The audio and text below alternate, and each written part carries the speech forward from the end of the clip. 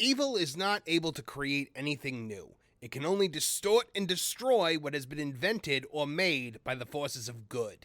That's a quote from J.R.R. Tolkien, a guy who the cast and crew of The Rings of Power know nothing about.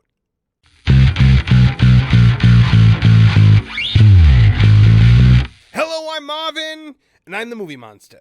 If you're a fan of Tooney TV, then you owe a hearty thank you to The Rings of Power, the ludicrously expensive Lord of the Rings series from the folks over at Amazon Prime. See, up until then, I was irritated by what was happening to pop culture, but I wasn't a full-on movie monster yet.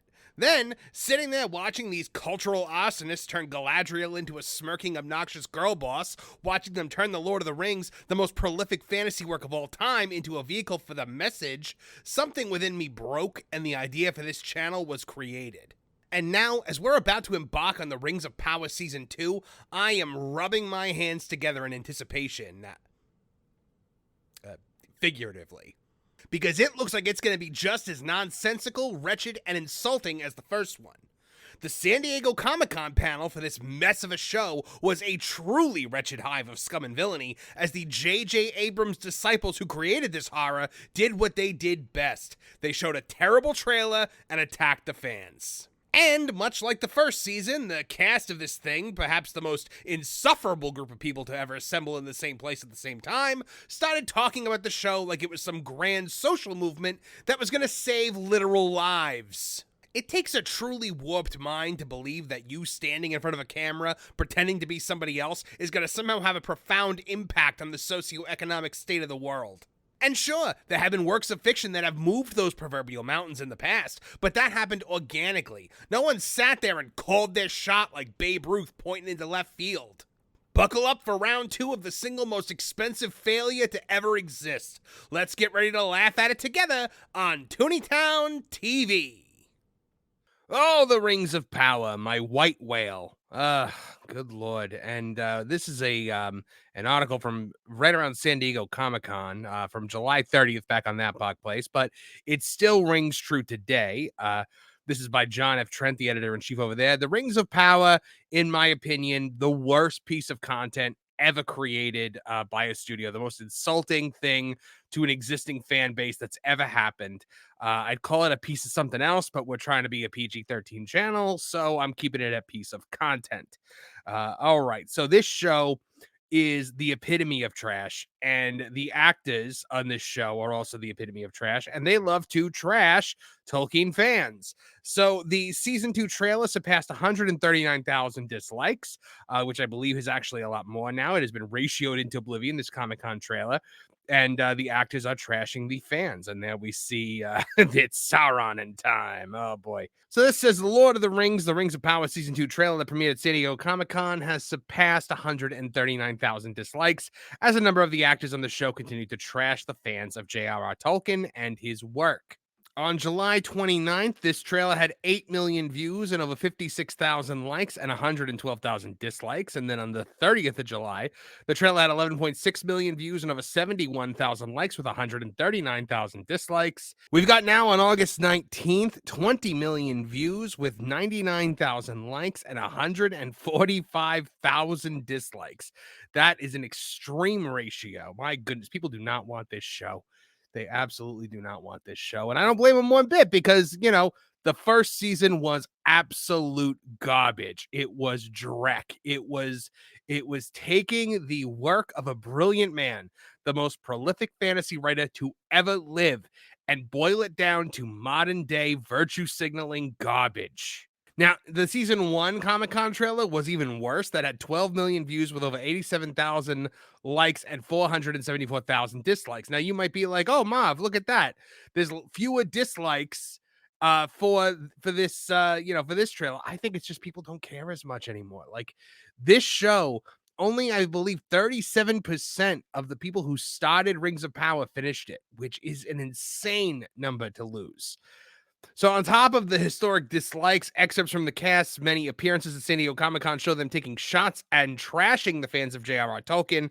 Furthermore, it also indicates that the second season will continue to eschew any resemblance of J.R.R. Tolkien's original work in favor of pushing woke ideology. Actress Morfydd Clark, who plays Galadriel, said, "You know, powerful women, they make people cross, and I am feel blessed to play her and to make Sauron cross." Good lord. Ugh. Well, from what we've heard, she's gonna be making Sauron do something, and it's not gonna be being cross. Um, and then actor Ishmael Cruz Cordova also stated during Entertainment Weekly's Brave Warriors panel, "My character is not in the lore of the Lord of the Rings, and that was an issue for some people." He added that it was a big controversy of me being the first elf that wasn't white. "I loved the nerve that I pinched. I really do.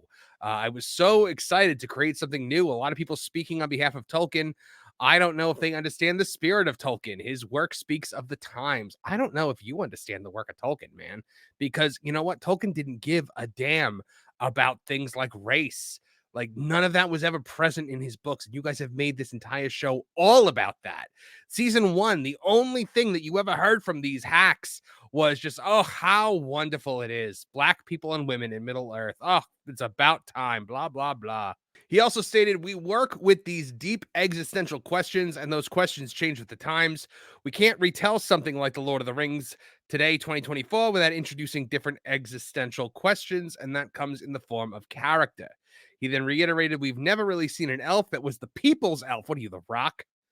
The people's elf. Gonna raise the people's elf eyebrow? Good lord. Muhammad Ali's wife gonna make you a fake belt? We've always seen elves that were royal and regal, but we hadn't seen one that was a frontline soldier, a guy that got an assignment kind of thing. It was pretty cool to represent that and have a voice within elvenness. I think a lot of people identify with this elf and his plight. I have heard no one, even those that I've spoken to who liked this show, and yes, there were a few. None of them were like, "Oh my goodness, that elf, that black elf, who apparently his name is Arondir," which I did not know until this very moment when I read the subtitle to this picture. But my good, nobody cares about this character. So after attacking the fans for not understanding the spirit of Tolkien, he made it abundantly clear he was projecting. "It is necessary to revise things and represent and exist." Oh my goodness. And he said, "I think a lot of people look at us to affirm their own existence. So I'm happy that people can look at that and look at any of us and see themselves in this beautiful world we should all belong in. Fantasy." I'm sorry. If your existence bank needs to be affirmed by a show on Amazon Prime or any work of fiction, then I really feel sorry for you and you need to see a therapist. I'm sorry. That is the most ridiculous thing I've ever heard. No one is affirming their existence because there's a black elf. And I'm not saying there shouldn't be black elves. Fine, cast a black elf. I don't care. The point is, don't make it about the fact that the elf is black. And that's what they did. They just injected identity. Instead of just letting the character speak for itself, they had to inject identity politics. They had to talk about strong women and people of color and all this, that, and the other thing. They had to be just diversity, diversity, diversity. And that blew up in their faces. Charlie Vickers, who plays Sauron, shared that the show will explore a romance between Galadriel and Sauron. When asked if the show's second season would explore a possible romantic connection between the two characters, Vickers said, "I think there is hope. What can we say?" Showrunner Patrick McKay then encourages him, "Say it, say it." Vickers then says, "Yeah, I think we will." A romance between Sauron and Galadriel? Give me a break. He's Sauron. Oh my goodness. John got this really right in this one. He goes, "To be clear, Galadriel had never had any kind of romantic relationship with Sauron in Tolkien's Legendarium, given she was married to Celeborn. In the Silmarillion, Tolkien wrote, 'A queen she was of the woodland elves, the wife of Celeborn of Doriath. Yet she herself was of Noldor and remembered the day before days in Valinor, and she was the mightiest and fairest of all the elves that remained in Middle-earth.' Furthermore, he made it clear that Galadriel was Sauron's chief adversary and obstacle during the Second Age in Eregion. He wrote in Unfinished Tales, 'In Eregion, Sauron posed as an emissary of the Valar, sent by them to Middle-earth,' thus anticipating the Astari, 'or ordered by them to remain there and give aid to the elves. He then perceived at once that Galadriel would be his chief adversary and obstacle, and he endeavored, therefore, to placate her, bearing her scorn with outward patience and courtesy.' So, yeah, Sauron and Galadriel were not a romantic item in any version of Tolkien's lore. My goodness, how you can even it's just so disrespectful because it's not like the man didn't lay it all out. Everything is laid out. Every bit of Sauron's life is laid out. It's so disrespectful to Tolkien and his memory. Ugh, and apparently they're calling it Galadriel. Look at this. Charlie Vick is answering a question about whether we'll see any more from the Galadriel ship. That's because his name was Halbrand in the first season when we were all not supposed to know he was Sauron, except everybody knew he was freaking Sauron. Here's the thing. They're placating Reylos at this point. Like the people that wanted Rey and Kylo Ren to be together, even though Kylo Ren was a genocidal maniac. The same people that wanted what's her name? Osha or from the Acolyte to be with Smilo Ren. They want it's like this toxic thing where they just want these strong female characters to be with genocidal madmen villains. It's disgusting, and if you're one of those people, again, seek help.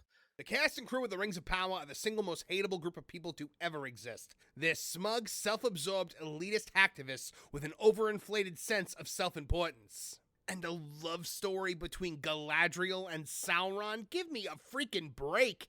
If you're one of those people who think Galadriel is a thing, then please reevaluate your morals and priorities. Tolkien's great work is so important to me personally and to the fantasy world as a whole.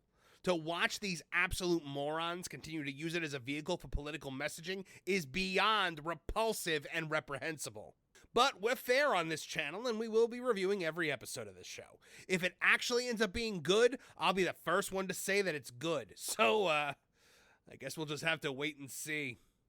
Thanks for joining us today. Hope you'll join us Thursday nights at 8 p.m. for Tooney Talk TV, a live stream pop culture podcast where you can make your voice heard as part of the Tooneytown community.